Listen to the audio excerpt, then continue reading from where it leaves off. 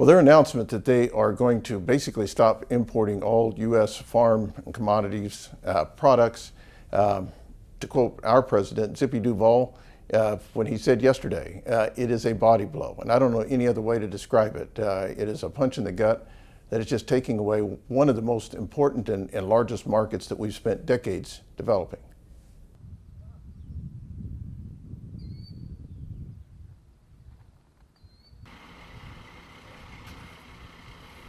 We did $9 billion worth of sales last year, and if that goes away, I mean, we've gone from, a $20 billion market to one of our largest trading markets, one of our top 5 markets, and now it's back down into where we were almost 20 years ago when we worked so diligently, for well over a decade and a half to get a market that bought very little U.S. agricultural products and commodities.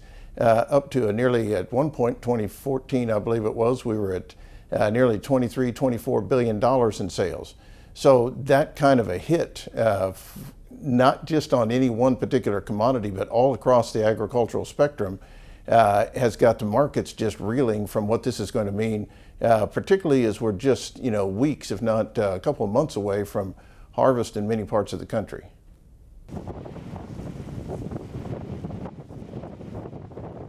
Frustration.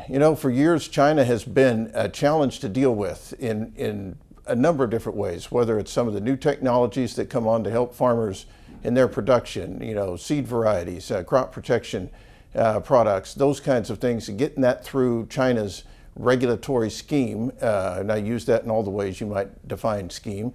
We've been wrestling, trying to get them to come to the table and discuss some of these issues. And now, though, it's just turned into an all-out trade war, and farmers and ranchers are caught right square in the crosshairs. And not just the farmers and ranchers. I guess I want to make sure that includes the other folks in the value chain that are part and parcel of putting agricultural commodities into products that are part of what we export.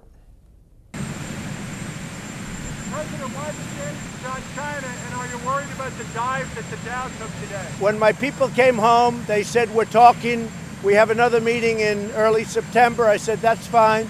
But in the meantime, until such time as there's a deal, we'll be taxing them. What did you tell Putin about the INF treaty? From President Duvall, a number of our leaders have had the opportunity to visit at all different levels, including with the president. We have regular communications with the White House folks and share with them, quite clearly, here are the frustrations that we are dealing with back home. Our farmers and ranchers tell us, they appreciate that the president is in the fight to try and get China straightened out. They appreciate that he has provided, some trade mitigation tools like the market facilitation payments, which help cover some of the impact that we're dealing with.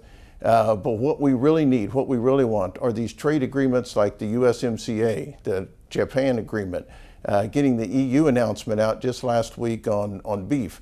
Those kinds of things send a positive message, give some certainty as to what's going on in trade. But this China situation has gone on far too long, and we need to get it resolved.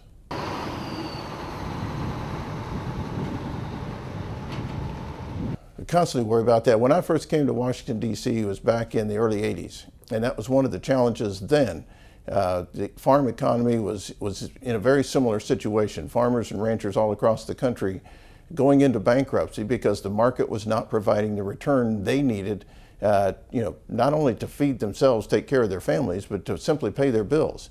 We're going through a very similar situation. Bankruptcies are starting to increase. We see that across the country. We've put out information on that.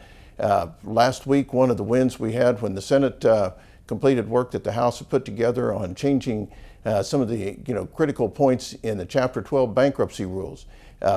One thing we very much appreciate that, and we're hopeful that the president will sign it soon.